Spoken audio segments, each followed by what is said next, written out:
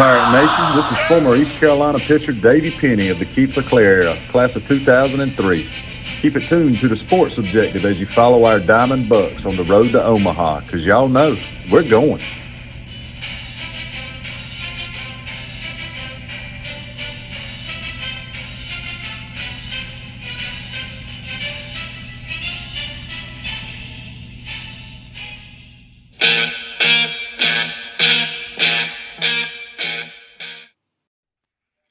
Welcome into the Super Regional Preview right here on the Sports Objective. We had a little bit of a rain delay. Okay, I'm lying. We really didn't, but it was pouring down here, so it sounded good at the time. And with us right now, we got Bubba Rosenbaum. What's up, dude? What's going on, guys? How are y'all? Good. We saw this fellow right here at the regionals. He knows about rain delays and from his career, and now as a former player. Eric Tyler, how are you, man? Doing well, guys. Thanks for having me. I'm now officially a reoccurring guest. We like anytime. Hey, you're welcome anytime. One of the things we love about this show is that you guys, all the sports we have, the people that have the blood, the sweat, the tears that played at East Carolina, that bleed purple and gold, you're welcome here anytime you want. And Bubba knows that. When we started doing this show 3 years ago, that was one of our goals. There's a lot of people that say, whatever happened to whatever player it is. So we think it's not, you were from a recent area, but if it's somebody from Bubba can tell you, he knows like every single baseball player since at least the 60s, Bubba? 70s? Yeah, I don't know about that, but while we're on the topic of former players, Eric, I know you were tailgating with some of your former teammates. So just talk about the guys that you saw over the weekend. And I know Coach Godwin referenced in his post-game remarks on how awesome it was, when he was going through shaking the hand of every individual fan, which is something, former player or not, him walking around the warning track and doing that speaks a lot to Coach Godwin, what he thinks of Pirate Nation. But he's just talking about guys like Evan Voliva, et cetera, that were out there. So you talk about some of the teammates or, just other Pirates that played in different areas that you came across. Yeah, it's a tight group, whether you play with a group or not. I walk around and I stayed with Parker Lamb and in Parker Lamb's house this weekend, which Parker lives in Greenville now. You had a guy like Hunter Allen, who's now coaching at Greensboro. Bryce Harmon was in town, who he is the Phillies area scout in South Florida. So he came in. But then seeing guys like Voliva, a guy like Wiley Jackson. Wiley didn't play ACU, but he was a graduate manager for him, so he might as well have played. I'm going to leave a bunch of guys out. Sam Lanier, Zach Barnes. I saw Connor Litton. So it goes across a lot of eras, all the way back to I watched the inning with Corey Scott. Always got to see that guy when I'm in Greenville. I think he's going to run for mayor here soon. I'm leaving somebody out. Jacob Wolf was there. Chad Tracy. Talked to him. So I'm sure I left somebody out. Yeah. Is there a special section? Cliff actually, sorry, Dave, but Cliff mentioned that Chad Tracy was staying with him. His family is already headed down to Disney World, but he hung around to watch the Pirates win a regional and then left on Monday to get back out to Charlotte and catch a flight down to Orlando. Hey, Eric, doesn't that sound like Bubba Rosenbaum? I mean, like Stacy and the kids have gone to Disney. He's like, baby, I'll be down there tomorrow, okay? You hang out with Mickey for tonight, and I'll be there tomorrow morning. Yeah. Unless we lose, we're bother at all.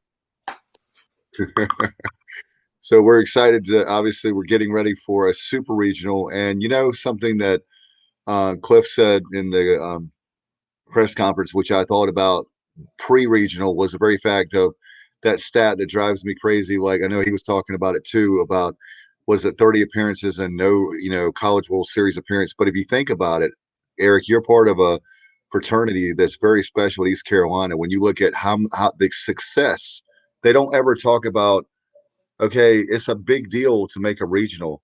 It's a big deal to win a regional. It's a big deal to host a regional. It's a big deal to obviously be in a super regional, to host a super regional, which we will at some point at Clark LeClaire. We have done it off campus. And we will get to the College World Series in no time flat. I really believe it could be this year. It's going to happen when we least expect it. And why not hey, Vandy, nobody's going to give us a chance, maybe except for Pirate Nation. The media is never going to give us a chance. It's always about, and they've earned the right. They have kind of a, Bubba, when you say a dynasty going on, and Eric at Vandy, we're not taking away from them or giving them bulletin board material, no respect, but the Pirates are just as good, in my opinion. I think 100%. And I think, if you look at East Carolina program and the culture that they've built and what they're about, the trip to Omaha is better off if we're an underdog than if we're the favorite. I don't know if it's meant for East Carolina to go to Omaha and they're for the first time in a year where they're the favorite. But I can tell you, you were talking about, how special it is to host regionals and go to super regionals and stuff like that. It makes me jealous every time I go watch a regional at Clark LeClaire that we didn't get to host one. We went to Miami and we went to Virginia. Got to experience at Texas Tech or a super regional at Texas Tech. But there's something special about, what we saw, especially Saturday night. That was the one game I was able to go to this weekend. That place was absolutely electric. And really, I think Cliff said it in the post game, but it's a huge part of why they won. They were down going into the 8th inning, and that place never gave up. And you could feel it. You could feel like something was going to happen. Bubba and Eric, the very thing is, I was sitting with a buddy of mine that we went to high school and college together. He's a Pirate, and obviously we were Tigers in high school. But I looked at him. I said, "Hey, man, we've come a long way since Harrington Field, haven't we? We would go to different sporting events. We go to not every single baseball game back in the day, but we went to a number of them. And it's no comparison when you think about that. And if COVID has taught us anything, is to be appreciative and grateful of what we have, and just think about how far the program has come. I know, Bubba, you've been going to games since you were probably born. I mean, he was really small. I didn't start going until baseball games until I was in college. Yeah, I've been very fortunate, like you're saying, Dave. Of course, I went to games back when Gary Overton was the head coach during my, elementary and middle school years, and I guess early high school. But then, Coach LeClaire and that run that we had of hosting regionals, playing in regionals, and then hosting that super regional against Tennessee. I got to thinking the only 3 games that I've ever missed when the Pirates have been playing in a regional or super regional at home, and that was in 2019 because of Riley's baseball, when I had to miss the NC State game, and then the game 2 against Quinnipiac, and then the first game against Campbell. I've been very lucky to be able to attend so much. No question about it. It's a beautiful thing, but the great thing about it is, talk about Coach Godwin. You guys, I know how much he means to the fan base, but from a player's perspective he's the kind of guy, I think he's in such good shape. I wonder if he could play right now. I mean, I know he has no eligibility, but he has, in other words, he's not going to ask you guys to do something he's not willing to do. And it's obvious how much there's a mutual respect between the players and him and the coaching staff. Talk about him, and I know you have to be proud of him for all his accomplishments. I mean, having 3 super regionals in 5 attempts, you can't say 6 years because nobody played last year. Yeah. No, it's funny you say that. I can go back to all the way into 2015, his first year there, and I can think of a summer workout. And at the end of every workout, they have what's called an MJ Challenge. So basically, it's a one-on-one competition just to get the guys going and to fuel that competitive environment. But I can't remember who it was, but somebody was put in the challenge, and they said, "Oh, this is easy" or whatever. And Cliff shoved somebody out of the way, and it was a goblet squat competition. So they had to hold a dumbbell here and see who could hold the squat the longest. And Cliff pushed him out of the way, grabbed the dumbbell or grabbed the kettlebell, and then won the competition. So there's an interesting story for you. But no, extremely proud of to be a part of the program and for what he's put together. And from my freshman year to now, it's a huge difference, and it's something that you can't argue with. And that's really. Sorry about that. I had a little bit of a delay. Go ahead and finish your thought, and then I'll ask my question. No, it's just one thing he preaches is the culture, and he lives it. And like you said, he's not going to ask us to do something, that he wouldn't do himself, and that the players understand that. But I think one of the really special things about playing for CG is and I sent him a text a couple weeks ago to tell him this, is like, you don't realize how much you're learning until you get away from him, until you learn kind of how the rest of the world works, and kind of what he teaches you and what he instills in you is very different than what the rest of the world is going through. So just very, very fortunate to have been a part of that program and to learn what I learned. No question about it. By the way, folks, if you want to chime in, if you're watching tonight live on Facebook or certainly Periscope on Twitter, and we have our YouTube channel, then please do so. We've got a couple comments we'll get to you guys in just a second. Want to welcome in Mark and William to the show. Good old, we've got Bubba. We're outnumbered. We have two Bubbas on the show right now, for sure. In fact, William says, I'm an old man. I remember standing on milk crates in the Pines to watch games for free. We have indeed come a long way. Bubba, you're absolutely right. Bubba Grant, that is, because I remember I tell this story all the time, but I'll tell that in just a second. But Mark Connor is obviously a coworker of our very own Kyle Barber. He said, I used to tell Kyle to watch Coach Dunk back in 97, 98 maybe. I was blown away. He was a beast, very athletic guy. I went to SL. South Lenoir. South Lenoir, yeah. Okay. But anyway, that just tells you right. I tell you, when we used to have a host a show, and the former athletic director, Mike Hamrick, used to always take every week about, when are you going to fix the lights at Harrington Field? When are you going to fix the lights at Harrington Field? And I looked around Saturday night, things were so loud, and I looked up and saw the lights. I said, man, we used to have people complain about that we couldn't have night games because the lights were bad back in the day in the 90s, and we don't have to worry about that anymore.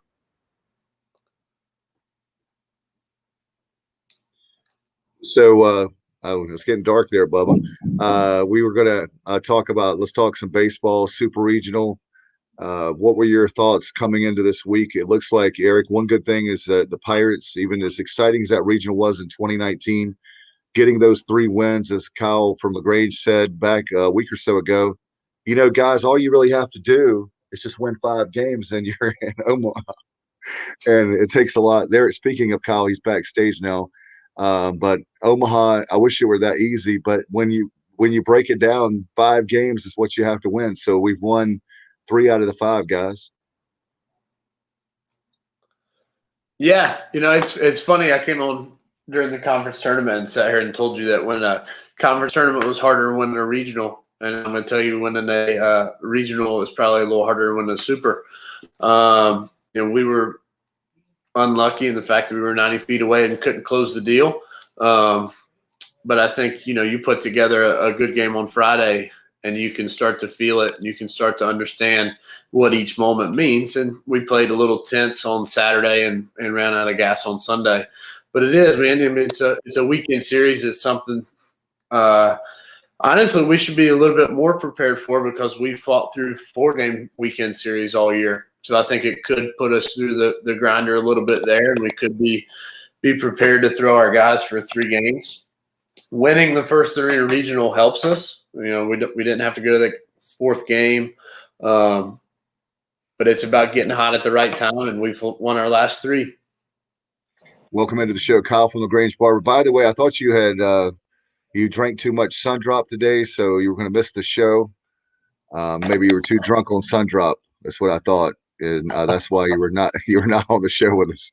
No, I'm here in the Outer Banks. I did drink a lot of something, but it wasn't Sundrop. But I'm pretty good right now. By the way, look, if you guys go to Outer Banks Rowing Station here in Kill Hills, they got a drink called a mandatory evacuation. Holy crap, it'll put you on your ass. Anyway, the Supers this weekend, guys. I was looking at something. This is just something I wanted to say for the Pirate fans out there, just in case you don't want to think this way, but just in case we don't get it done. There seems to be a narrative amongst some that we choke in the Super Regionals. Well, look, and Bubba and I had this conversation.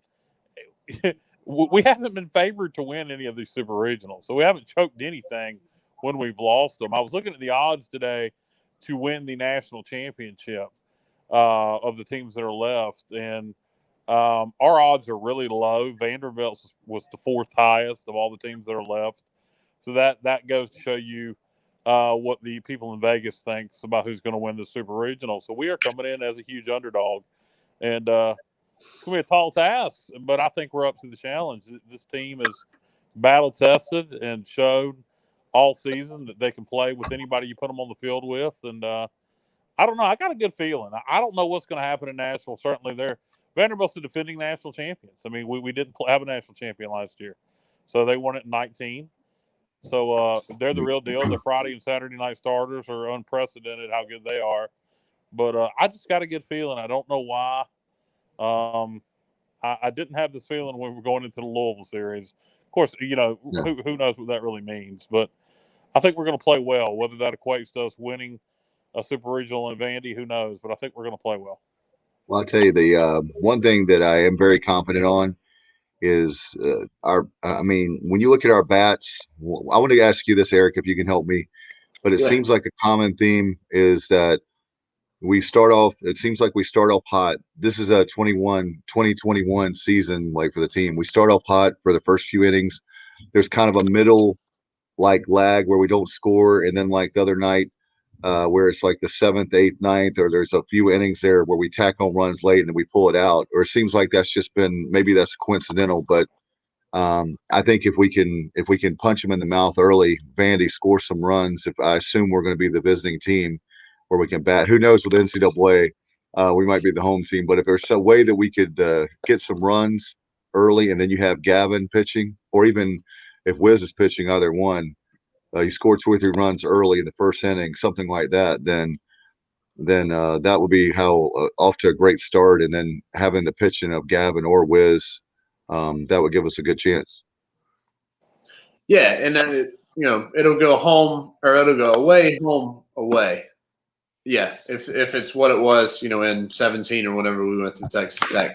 But I think I think what you brought up is scoring early and having a little bit of a lull and then scoring when it matters. I think that's kind of the mark of a good offense. If you look at it, okay, so we score early, we get ahead, they understand the urgency of it.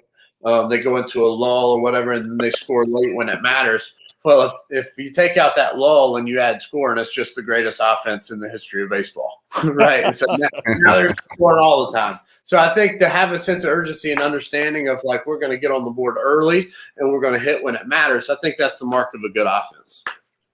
You talk about that. That's the very thing that we did against Maryland in the championship game. We scored 2, then we added 1 each of the next 3 innings, and we're up 5 to whatever it was there after 4, and then there when it really got down to crunch time, when things got close, Zach Agnos, who was named freshman All-American today, as well as Josh Moreland by Collegiate Baseball, Zach came through with a 2-run double to the right center gap. Yeah, what I liked about that Maryland game is anytime they'd cut it, cut it to the lead, cut it to 1, cut it to 2, we would answer and expand every time. They cut it to 1, we'd go back up by 2. They'd cut it to 2, we'd go back up by 3. And it was like anytime they would get any momentum, we would take it right back. Yeah. Yeah, and that kind of takes the heart out of a team. You especially in an environment like that when, you're down 4 and it's like, okay, just cut it to 2, just cut it to 1, whatever it is. And you do that and you accomplish it and then get punched in the mouth right back. I know, for us, Cliff talks a lot about shutdown innings, such as, if we score a run offensively, we have to be able to go out there and put up a 0 so that we can keep the momentum in our dugout. So being able to not only score, but then throw a 0 up right behind that can play a huge factor in momentum as we're going on the road this weekend. If you have a comment, maybe a question for Eric, let's go to Richard Allsburg. He said, great comments today by the Vanderbilt coach, Coach Corbin, and Super Regionals. It's not the best team that wins. It's the team that plays the best. He has a lot of respect for ECU, and he said that he had not seen a team like ours all year. And Coach Corbin, of course, is friends with Now, what does he mean by that? A team like ours? Does he mean how we? What does he mean by that? Obviously, they play in the SEC. He's seen great baseball. When he said a team like ours, does he mean how we can play a little small ball? We obviously have power hitters, but we can bunt and play station to station baseball too. Is that what he meant? I didn't hear all of his comments, Kyle. I was catching bits and pieces while I was helping the kids do something. So, Coach Corbin talked to the media for, probably at least 20, maybe 25 minutes. And then they had a couple of players, and that's up on our YouTube channel.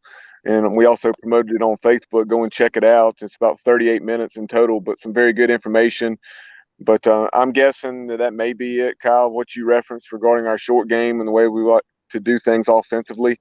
And that's something I want to get Eric's opinion on. We've touched on it before when he was on within the last couple of weeks, but we'll hit on that more in a minute. But Coach Corbin, like Richard said, did talk about his relationship with Keith LeClaire and how they were best friends. And he just talked about that tree, with him, Jack Leggett, Coach LeClaire having played for Jack Leggett at Western Carolina, and then coached with him before taking over when Jack Leggett went to Clemson. And then obviously you had Eric Bakich, who spent time on Jack Leggett's staff at Clemson with Tim Corbin, then went to Vanderbilt. And then obviously they played against one another 2 years ago in the title series. So I know that was very, very hard for Coach Corbin, a little bittersweet there, having to compete against a close friend, much like this weekend against Cliff. Yeah, it's funny to be able to see Coach Corbin come out with the comment of the best team doesn't always win. It's the team that plays the best, because I've probably heard that 457 times coming out of Cliff in the 3 years of him. So that one stuck with him. And since Eric brought that up, Dave, on that is something I'm trying to remember who asked the question, but I believe it was a member of the East Carolina media, and just talked about the narrative of being the underdog, and he went on and on about that. But then Coach Corbin said, I don't want to hear that crap. he said I don't put any stock in it, and then went on to say some of the things that Eric and Richard just said. Well, there's no doubt about it, though, that he and the Vanderbilt staff and the people that know baseball know how good East Carolina is. But there's a lot of media and some keyboard bandits that have no clue about East. They just see East Carolina, that we're not in the SEC or one of the quote unquote Power 5 leagues, whatever. And so they don't know anything about East Carolina. So they're going to talk a lot of smack because they don't know. Well, the baseball.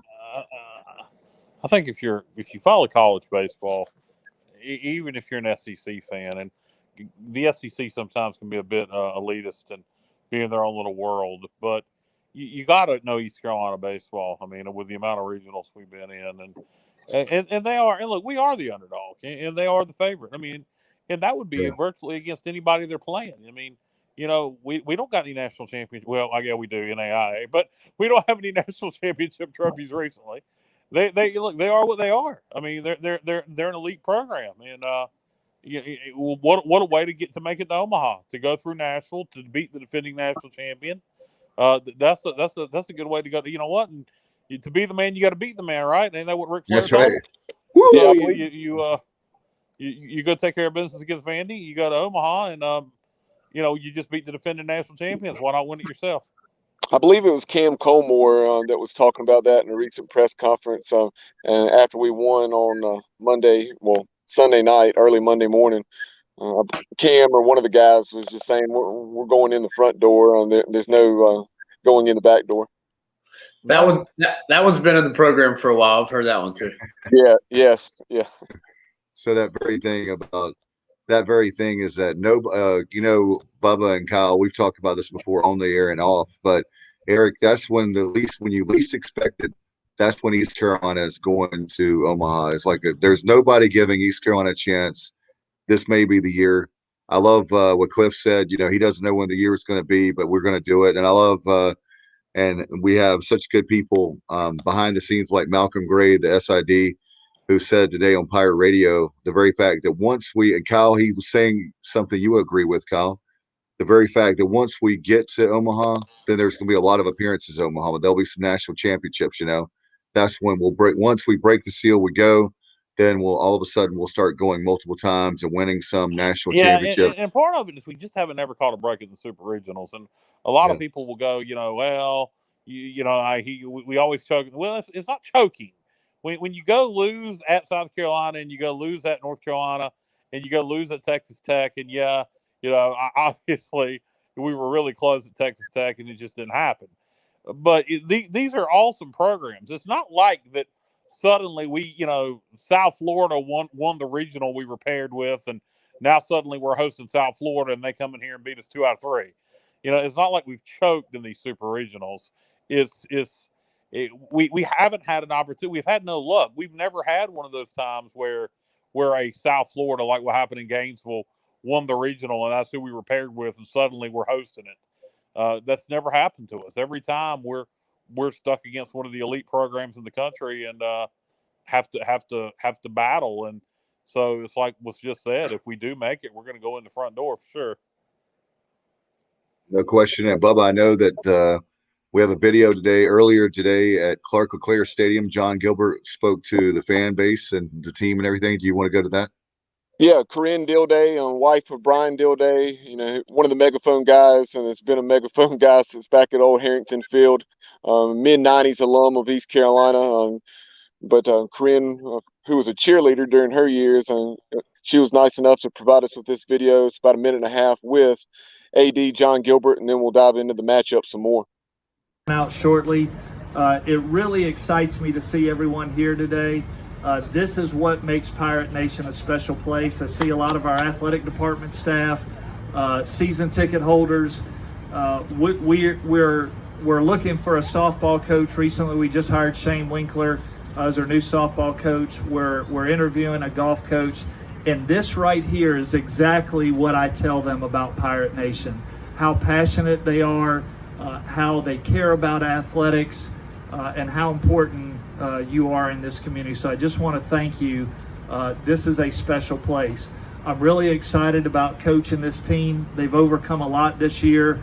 Obviously, we've had a lot of COVID to get through. In the beginning, we had a reduced capacity stadium. And to see what took place this past weekend, full capacity crowd, people mingling with each other, Pirates enjoying Pirate beverages. It's what this place is about. So I want to thank you for that. I want to continue to celebrate this team. They are exactly what we are all about. They're great in the classroom. They're competitive on the field, and they're really good in this community, engaged in this community. So I want to thank you all for that. I do want to turn it over to Mayor Conley, former ECU baseball player, Mayor Conley, for a few remarks. And that's, of course, Athletic Director John Gilbert for those listening.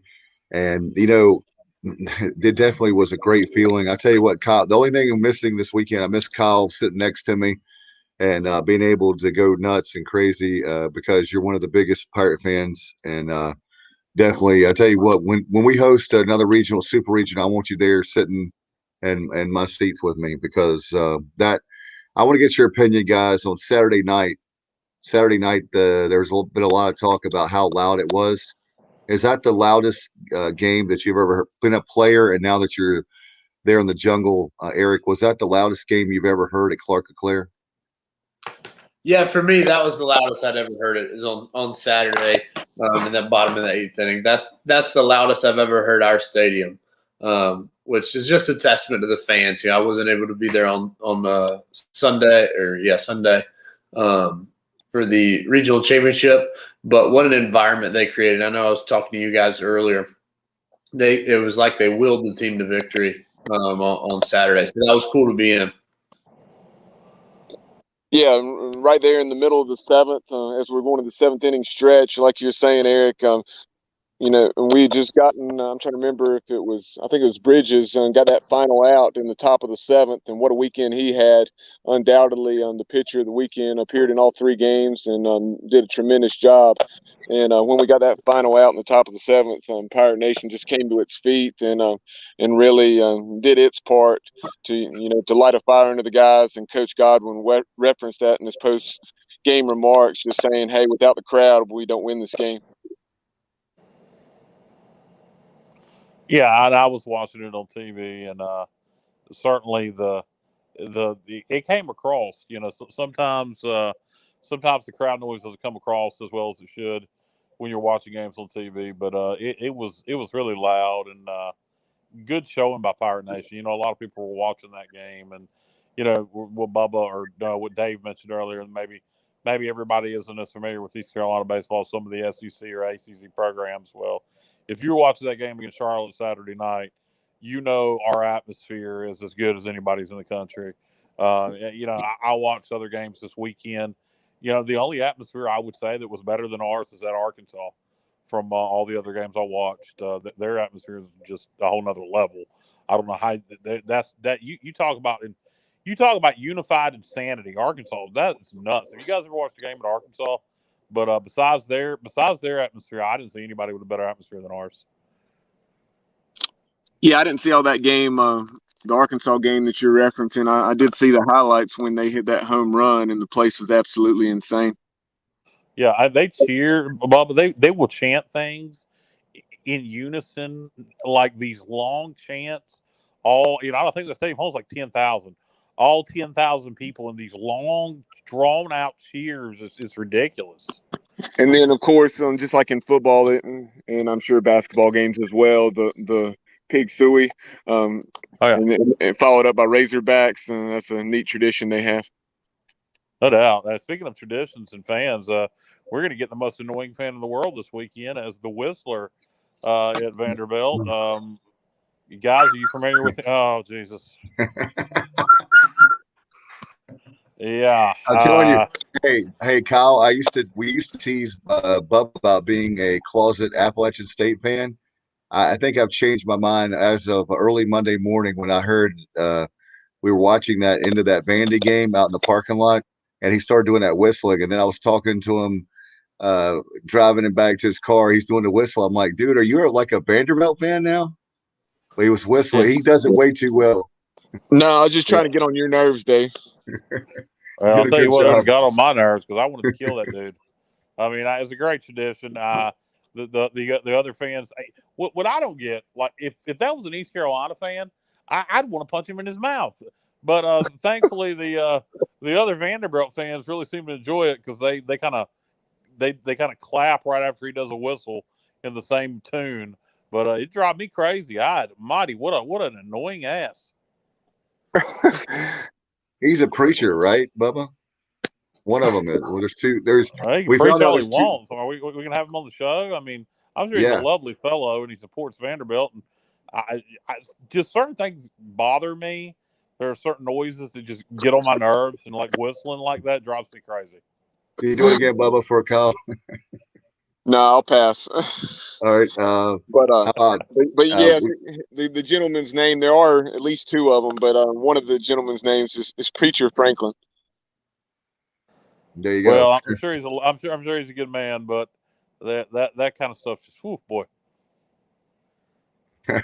We got some comments, Bubba. Can we put on the screen? We're talking about the loudest we've ever. That's the loudest I've heard in a good while. Bubba Grant said loudest since the 2009 regional victory against South Carolina. Yeah, that's another time it was super loud. Good God. It was really loud. How about Johnny Robertson?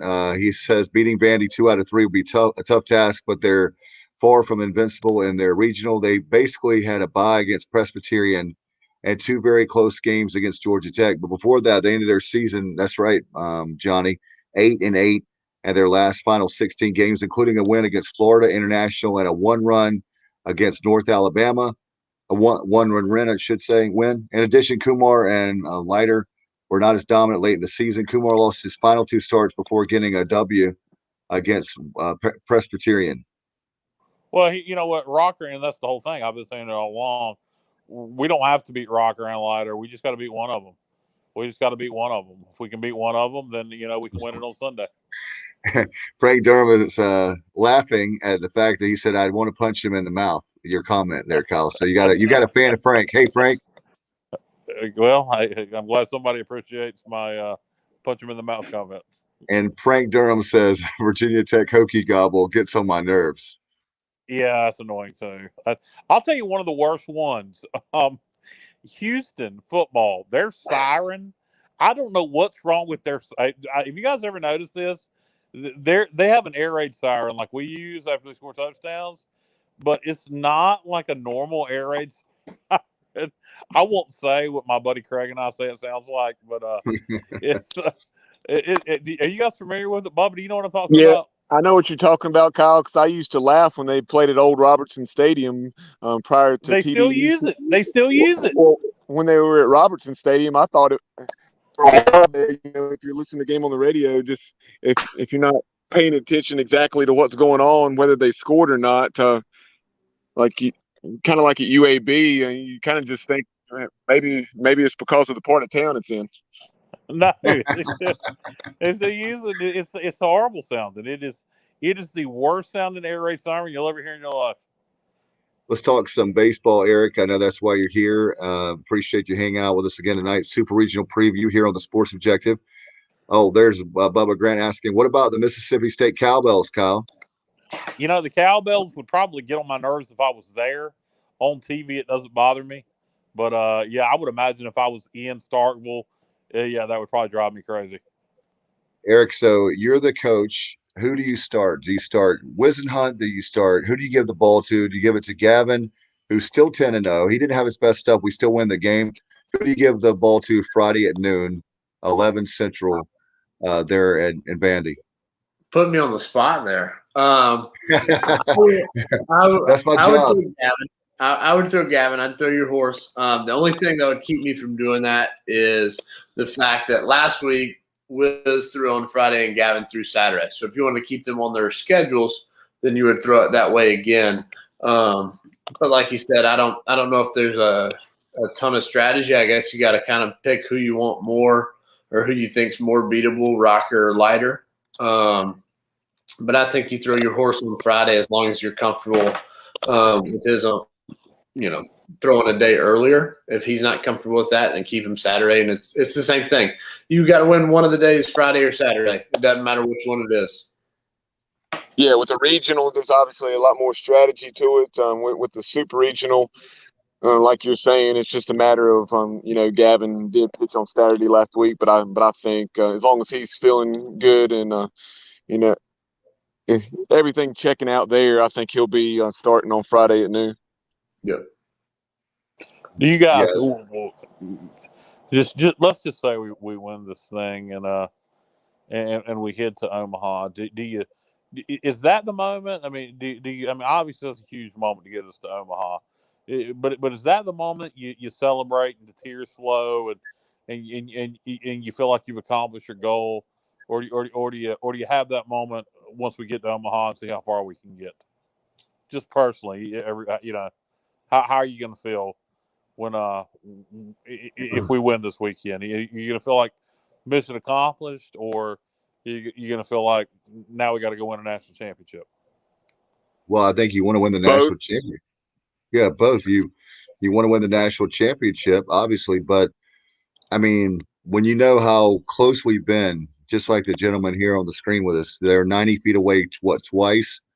2016. It's about, I know, and I was DJing a wedding in Tarboro, and it was like 95, 96 degrees that Saturday. I had sweat down my face trying to listen to the game, trying to listen to Corey, and I'm trying to DJ at the same time. It was so wrong, but yet I thought we were so close to Omaha. I was like, I want to be a part of that history and hear that moment. I won't get that moment back the first time we go, and we were so close. But what do you think, Eric, being a former player?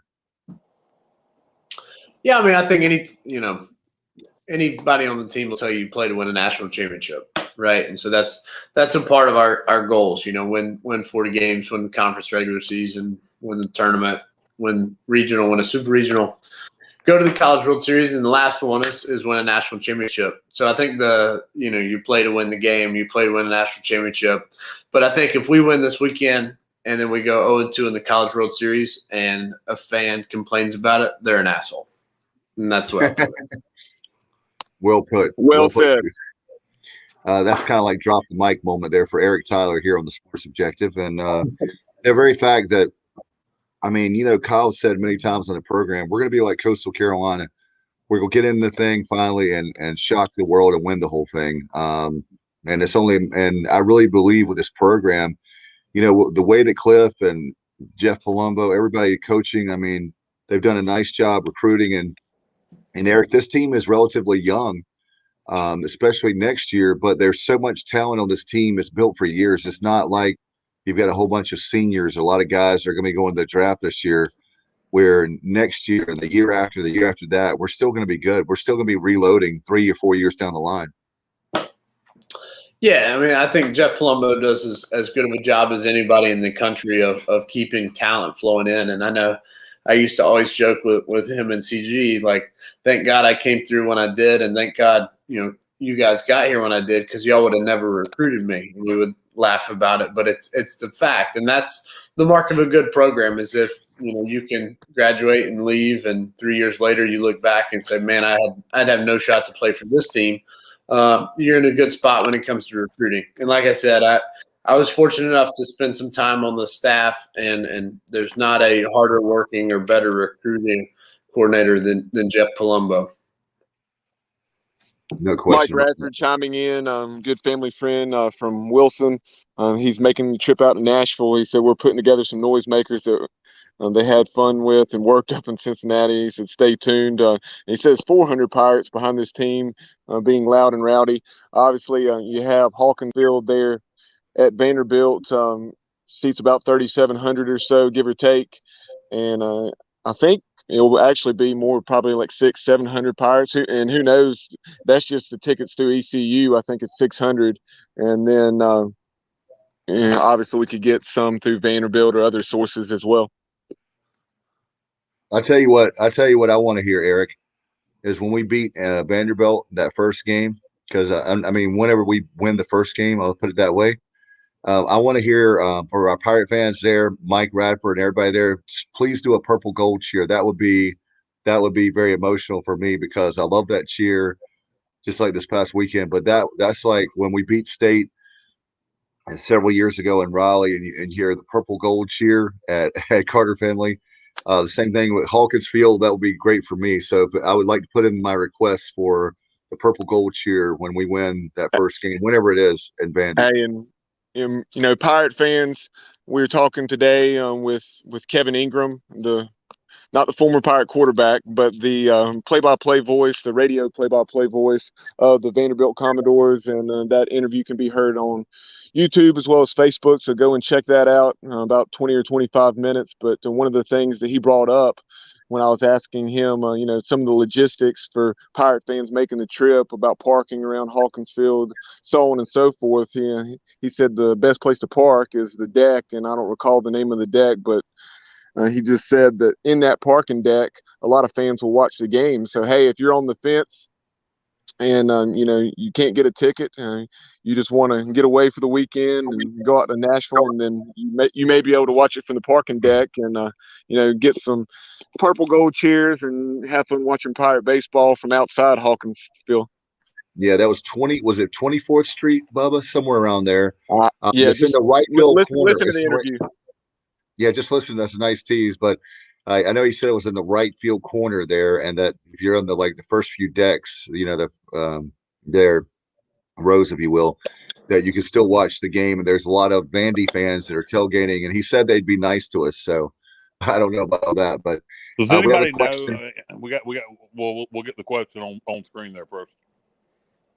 Question we have Eric. A question from Richard Allsbrook. He's just talking about playing on field turf versus natural grass.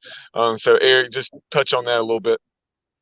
Nah, this is actually a really good question, because in 2017 when we went to Texas Tech, typically before regional, super regional, you get one practice day. So if you're playing Friday, you'll go down and either say Thursday morning, and then you'll practice there Thursday. We were fortunate enough where we went down 2 days ahead at Texas Tech. And they had just put new turf down, so we got 2 practice days. And I remember taking the first ground ball off that new turf, and a ball that I thought was coming here was over my head. And I remember thinking, thank God we're here 2 days ahead. Like, thank God we get 2 days of this. I prefer playing on turf better. I think any infielder would tell you that. But each turf is different. So I think getting the guys out there and learning how it plays, and I think that's a big deal. But if anything, we play pretty fast, so it'll help us play faster. But like I said, that was an interesting story from Texas Tech of getting that first ground ball and being like, thank God we have a little extra time out here. For the life of me, I don't understand why these schools in the South, Tennessee, North Carolina, Texas, in football and in baseball have switched to these field turf fields. I just don't get it. I get it up north, but in the South where you should have no problem growing turf, why anybody would want to play on rubber?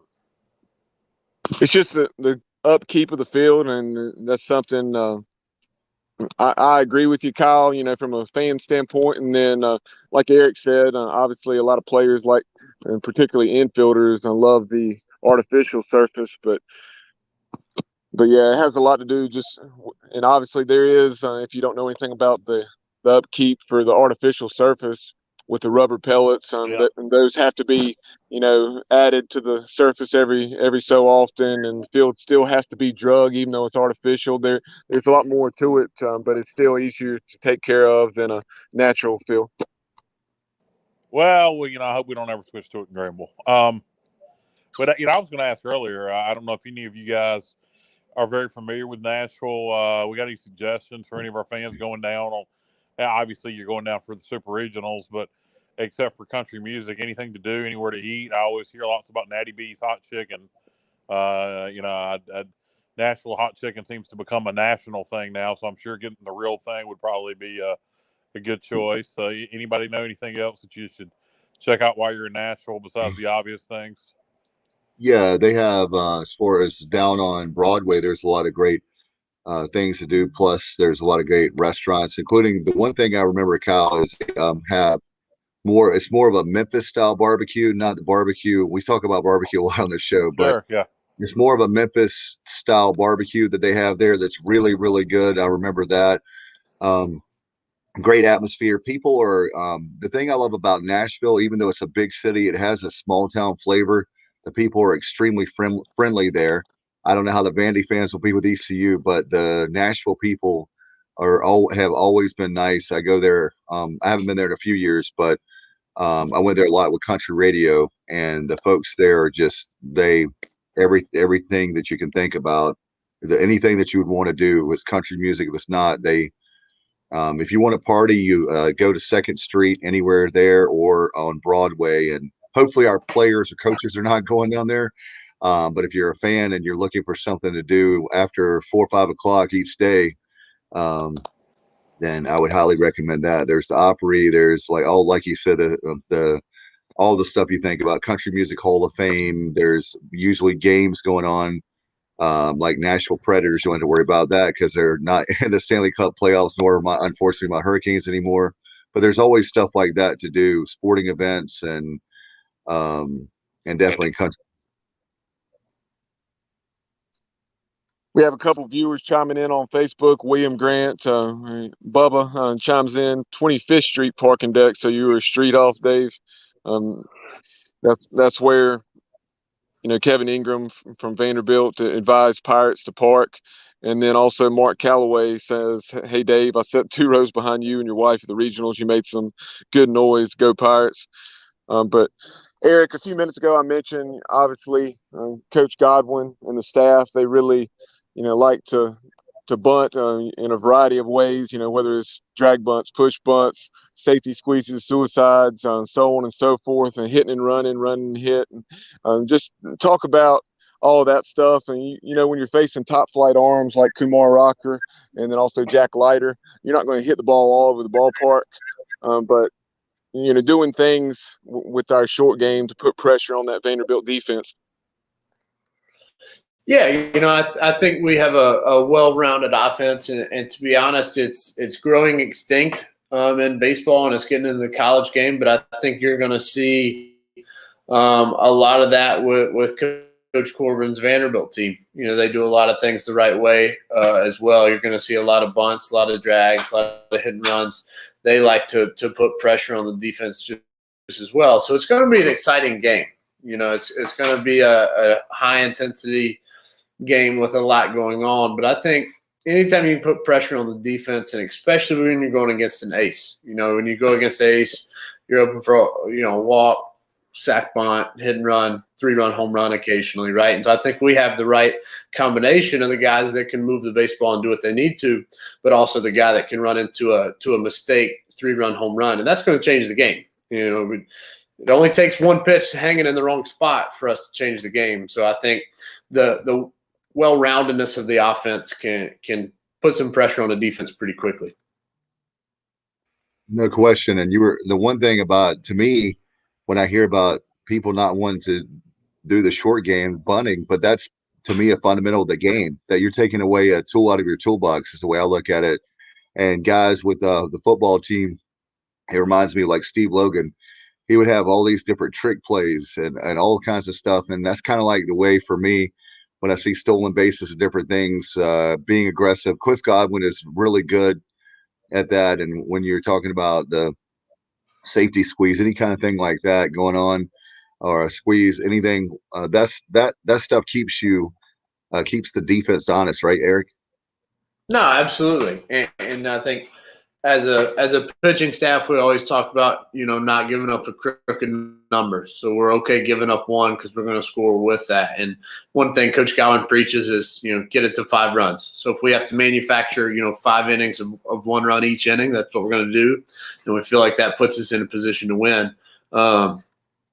But yeah, I think you want to have any tool in your toolbox you can, whether it's a drag bunt or a safety squeeze or whatever it is. And, 1 through 9, if you're going to hit at East Carolina, you're going to be expected to do those things.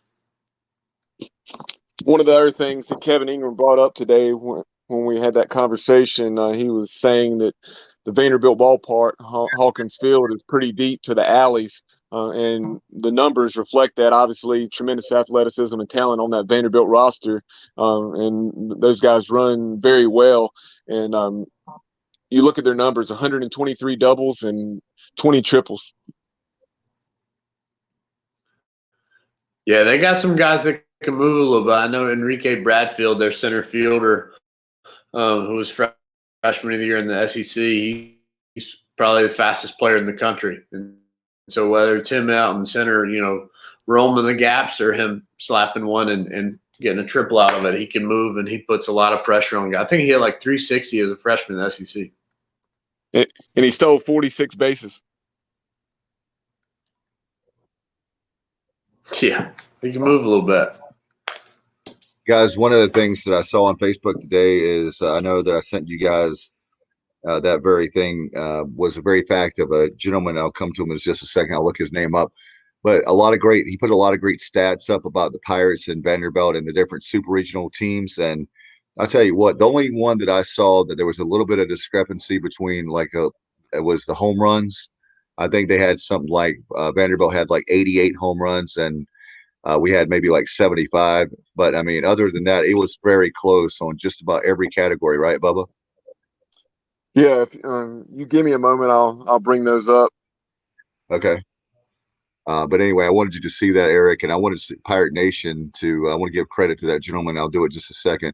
But the very fact that for all the people, I'm not taking anything for granted. I'm not saying that they're not a good team, but all I'm saying is if you look at our numbers, if you go by stats, it's going to be a really tight game, and it's going to be a lot tighter than what people think. It's not going to be like we're just happy to be there and we're going to get blown out. I mean, that could happen, but if you look at the stats on paper, it's a lot closer than what people think.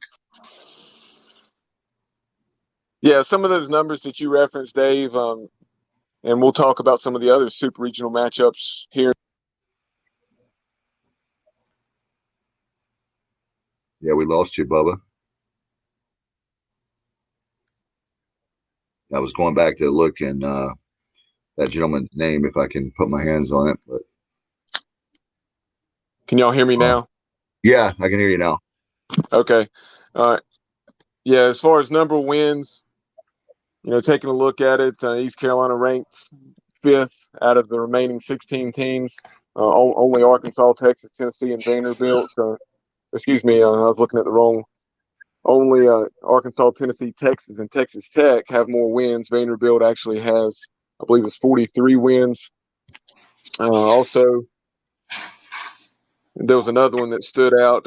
Team batting average, East Carolina and Vanderbilt are tied with a 300 batting average. Only Arizona with a 327 batting average is greater. And I know our ERA, Bubba, was a little bit higher. Not too bad, but a little bit higher as far as the team pitching was maybe Yeah, like a 4. I believe we were tied with USF, tied for 8th in ERA out of the 16 super regional teams.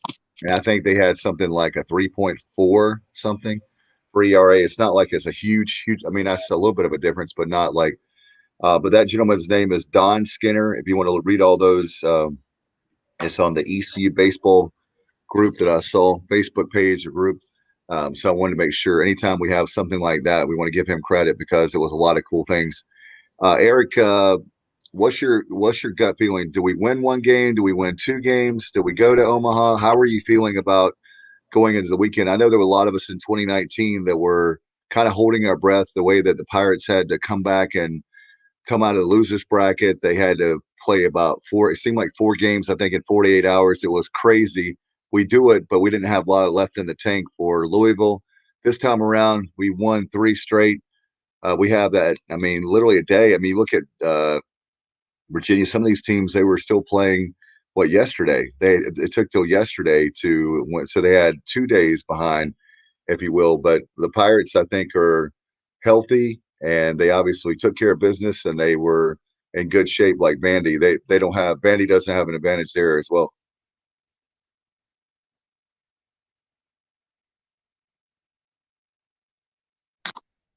I believe Eric may have Yeah. frozen up on us.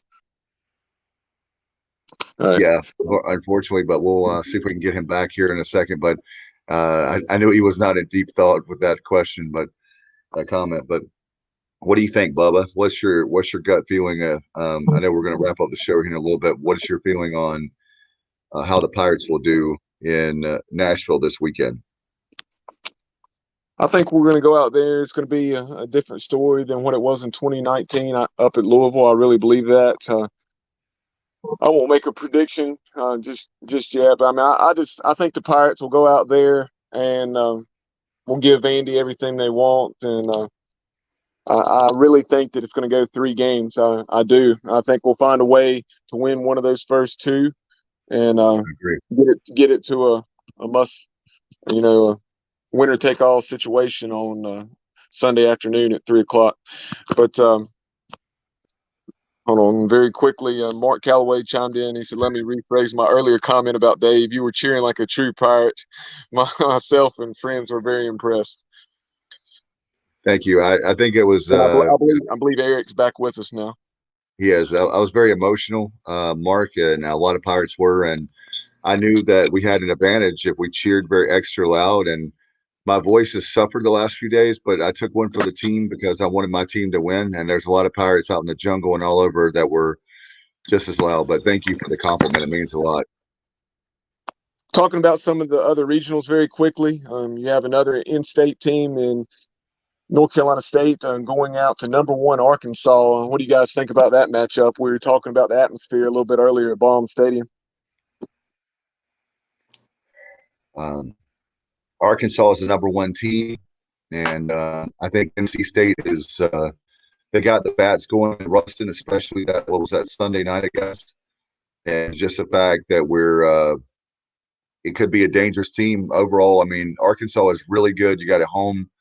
I like Coach Avent. I think he's a good coach, but I would give my edge to Arkansas. You never know, but I would say Arkansas in that one. What do you think, Eric? Yeah, NC State's hot at the right time, but Arkansas is the consensus #1 team in the country for a reason, and they got pushed in the regional by a good Nebraska team, and State kind of ran through theirs down in Ruston. Hard to pick against Arkansas. Definitely not going to pick against Arkansas when it comes to NC State. Yeah, I agree. I think you mentioned the job Nebraska did forcing a Game 7 in that Fayetteville Regional. I think NC State will give Arkansas everything they want. They're very hot, but I do think they'll come up just shy of advancing Omaha. I think Arkansas in 3. Take a look. Tennessee, what a weekend! Tremendous regional there in Knoxville. They had the walk-off grand slam, comeback victory, and trailing 8-5, won 9-8 over Wright State. Very good atmosphere there in Knoxville along the river. And then what a story with LSU battling out of the losers bracket to take down one of the top 16 seeds in Oregon. I'm sorry, I was just laughing at the Bubba Grant's comment that just came out on Facebook. But yeah, I mean, Arkansas's atmosphere is crazy. Bubba Grant says, "I'll take the Whistlers hands down." Can you do some whistling for me, Bubba? And then, another regional that I'm very interested in, because there had been a lot of smack talk on social media. It seemed like, and I heard the D1 baseball guys talking about it, Mike Rooney and company, Aaron Fitt, just saying, I don't know what it is, but the Mississippi State fans did not like Notre Dame and Link Jarrett's ball club, being considered for a top 8 seed. So, hey, they'll get to settle it on the field this weekend down in Stark, Vegas. Oh man, I tell you what, with those condominiums, Eric, I tell you what, that atmosphere and Ole Miss and Mississippi State, LSU, there's a lot of great places in the SEC. But man, Mississippi State, oh my goodness, that's gonna be a really good super regional. Yeah. What a job Link Jarrett's done there at Notre Dame in just a little over 2 years. I mean, taking them from, a place where nobody would consider a baseball school to now in contention for a top 8 and playing at a super regional. He's done an unbelievable job up there. Yeah, just right off the top of my head, this is the first time you've really heard that much out of Notre Dame baseball since several years ago, back, I guess, probably a decade plus, when Jeff Samardzija was there playing wide receiver and pitching for the Fighting Irish. Yep. How about with Backage's Snobble, Michigan 2 years ago, and then you have Notre Dame now. I mean, all the bias of that North teams can't win, Northern teams can't, like it was said, Bubba, and then I mean, here we are. I mean, Notre Dame. Everybody thought Louisville was going to be so good this year in the ACC, and Notre Dame has been really, really good. And I tell you what, that's going to be. You're right, Bubba. That's another. Wow, that's another super regional. That's going to be really, really good. We got it. That's why there's a reason, Eric, isn't that right? There's a reason why these are super regional matchups, because most of these teams are not just happy that they got here. They're happy because they do it every single year.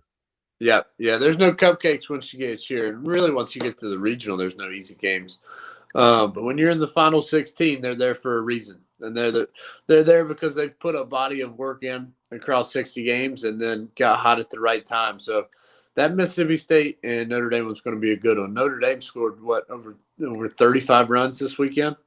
Yeah, they really took care of business in that South Bend regional. I thought UConn may give them some issues, but not the case, not whatsoever. But another one that I wanted to mention, we talked about Mississippi State, and before I move on to what took place in Oxford and down in Starkville, you had we already talked about the outcome, but I want to give tip of the hat to Justin Hare's ball club, Campbell. They gave Mississippi State everything they wanted. Lost 7-6. Had them. They forced Mississippi State to bring in their stud closer and pitch the last 3 innings. So another tremendous season for the Fighting Camels. But up in Oxford, what a regional that was. Southern Miss took Ole Miss down to the wire, and then Ole Miss won. I want to say it was something like 12-9 in the final game, Game 7. At Swayze Field, and they're headed out to play one of the top offenses, or maybe the top offense in college baseball, Arizona, and it's batting about .330 with about 100 and I don't know, I think maybe 120 home runs or something ridiculous. Yeah, there's going to be a lot of offense in that regional. I think Arizona's a team who, out on the West Coast, they don't get a lot of hype, a lot of talk when it comes to college baseball. They got 2 freshmen that are in the Golden Spikes Awards watch list. Like they can really swing it. Anytime you got to go to West Coast on a super regional, it's going to be a little difficult on you. Another interesting matchup is when we talked about Texas Tech, and when you guys went out there in 2016, they are hosting Stanford. And, I know Aaron Fitt thought a lot of that Stanford ball club. Did not get to see much of that regional. I think they took down UC Irvine in the regional final. But you had Stanford, that did so well in the Pac-12. It's going to be an interesting matchup with the Red Raiders out of the Big 12. Yeah, I don't know much about the Stanford Ball Club. I know Texas Tech's good again, as always. Jace Young, whose brother Josh was on the team a couple years ago. I don't think he was on the team in 17, but he's got 20-something home runs as a freshman. He's another Golden Spikes watch list. So, again, these super regional matchups, you're going to see a lot of offense, but you're also going to see the main difference you're going to see as opposed to, 5-6 years ago is, the seventh guy out of the bullpen for all these clubs, you're going to throw 94 plus. So you're going to see some electric arms and a lot of offense. So it's a fun weekend to be on the couch and watching some baseball games. No question about it. I'm very happy to have Friday off from work so I can see the first game and the Pirates. And I don't have anywhere to be, anything to do during the day. So that's going to be nice.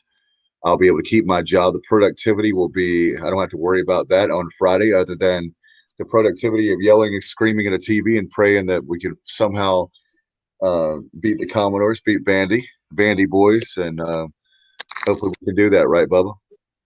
Yeah, no doubt. And the only super regional that we have not mentioned, if I'm not mistaken, is the one that's taking place. Get this, guys, down at Founders Ballpark in Columbia, and and the home of the South Carolina Gamecocks.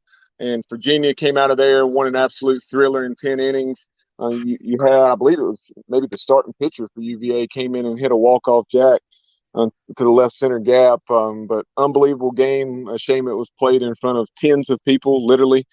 But UVA is going to be hosting, if you will, Dallas Baptist. And that Dallas Baptist program, this isn't their first rodeo. They've been in a super regional before. I want to say they hosted Texas in a super regional in the last several years.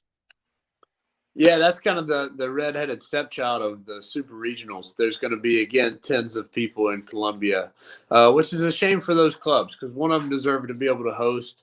Unfortunately, they're not able to because of NCAA and COVID procedures. But selfishly, I'm looking forward to that region because as I'm in player development when it comes to baseball. Dan Hefner, the head coach at Dallas Baptist, is one of the most forward-thinking college coaches or baseball coaches in college baseball, and they do some really cool outside the box things in that program. So pulling for him, hoping they get in the College World Series. They've been close the past couple of years. I think they're going to knock through the door. Yeah, I tell you what, COVID has brought a lot of crazy stuff. Maybe it's a year for East Carolina and Dallas Baptist. Who knows? That's for sure. But I tell you what, going to be great time. Obviously, want to mention to make sure that everybody watches. And by the way, Bubba, want to mention we promo our content coming up. Obviously, we also have the stuff that we've done over the last couple of days, right? Yeah, earlier today, you and I talked to Kevin Ingram. We've mentioned that conversation a few times during the show, but go to our YouTube channel or Facebook page and check that out. Had about a 25-minute conversation, a lot of good information there about this week's opponent. He just had glowing remarks about Cliff Godwin. And he said anybody that knows anything about college baseball knows the program that East Carolina has and the dogfight that Vandy will be in for on this weekend or this weekend. And in addition to that, we had probably about 35 or 40 minutes of a presser with Vandy head coach Tim Corbin, and then also their first baseman Keegan and their catcher Rodriguez. Yeah, a lot of great content as we're getting you ready for the Super Regional this weekend. In fact, by the way, fans, if you're wondering, Corey Glore from the radio side of things, he's actually going to be on 11:45, Bubba, for the pregame show. So make sure that you're listening to that on the TuneIn Radio app, doing that. And Frank Durham asked the question, why didn't UVA be able to select Clark LeClaire? We don't have Coach O, Bubba, but I would guess the rules would be that whatever regionals are already still going on. Is that? Yeah, I'm not sure if that I don't know if that had anything to do with UVA playing its regional in Columbia or what, but there had been some discussion. If the right teams won, if NC State or they obviously did win, but they're paired with Arkansas, had Nebraska come out of there. Could you see NC State hosting Nebraska at Clark LeClaire Stadium? I'm glad that didn't happen. But and I mean, hey, and there was Bubba, also the talk with Old Dominion. Could Old Dominion potentially be hosting Dallas Baptist at Clark LeClaire? yeah, I was going to say if NC State were hosting, they're like Nebraska. How many Cornhusker fans would come out of the woodwork, so to speak, and pull against Wolf? I'm just joking, but yeah. So we're gonna have a lot of great content. We'll also have extra innings. I promise we'll do that this weekend, and hopefully we can be talking about. By the way, Next Level Training Center. I want to give a shout out to Trent Britt as he does a great job. NextLevelTC.com. If you're watching live right now, 252-756-NEXT. I want to give a shout out to him. My son Alexander made the All-Star team, his first ever All-Stars. He made it. He went back preseason to a clinic there, and Trent worked with him, and I know all the staff there. So thank you. I'll give them a shout out because as a dad who coached his son, you don't get the opportunity, and it was really cool in Farm League to have my son make the All-Star team. So thanks to Trent Britt for that. I want to give him a shout out. Eric, ET, man, thank you so much for your time. I know that it's a lot of fun having you on, and I'm just praying really hard for the Pirates this weekend, and hopefully we can have you back at some point and have a lot of smiles, a lot of former players chiming in that we made it finally to Omaha. Let's do it a third time. We did it before the regional. Now before the super regional, let's do it one more time. But I appreciate you guys having me on. I enjoy it, and I'm welcome to do it anytime. All right, thanks, man. Hope you have a great evening, and we'll see you back very soon. Awesome. See you guys. All right, see you. All right, great show there from Frank Durham. Thank you so much. Always a good time, he says. Bubba, do you have anything before we go? You're on mute, my friend. Just looking forward to this weekend's games. Obviously, it'll be here before you know it. It's hard to believe that it's already Wednesday evening. So before you know it, it'll be noon, and first pitch will be here on Friday. I'm looking forward to it. Tremendous pitching matchup right out of the gates. I feel certain it'll be Gavin Williams and Kumar Rocker. Oh my gosh, that is like, I mean, thinking back of the day, all the heavyweight fights. That's like for college baseball, that's the ultimate thing for there. Thank you, Mark Calloway and Frank, and I know that Bubba Grant, Richard Allsbrook. There's been a lot of fans tonight watching and listening. Thank you so much for that, Bubba. Do you? What's your prediction? You think we'll go to Game 3, and then winner take all on Sunday? You talk about a lot of people go to church, they come home, and hopefully we can watch the Pirates win a big one, man. Yeah, no doubt. I think I just have a gut feeling. I think our Pirates are going to go out there and give Vandy everything they want.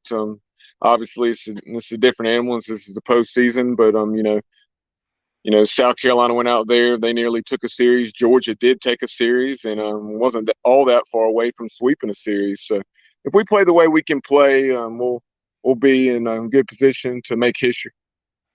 No doubt. And another thing too, I think it's going to be a tight game, tight games plural. And having said that, we can't have any unforced errors, that kind of stuff with our defense, because if we do, Vandy's going to make us pay, and that could be one or two plays as far as not only pitching, but hitting, but also the defense. The Pirates are so good, and hopefully that won't take place. I would love it to see where it's air-free baseball and we just punch them in the mouth and win by several runs, but that's probably not going to happen. As far as, it's probably going to be a tight game and definitely not a blowout by other team. All right, appreciate Eric Tyler, man. Bubba, as always, thanks for your hard work behind the scenes, producing and before the show and after the show. And we'll look forward to a big series, and hopefully fans, we have something to cheer about, like I said, on our Sunday with our extra innings. We'll talk to you again next time. As always, we love the Pirates. Good luck this weekend to them and Nashville. And as always, go Pirates. Good night, everybody.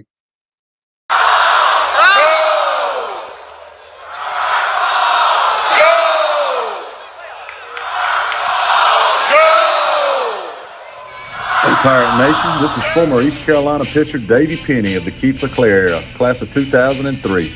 Keep it tuned to the sports objective as you follow our Diamond Bucks on the road to Omaha, because y'all know we're going.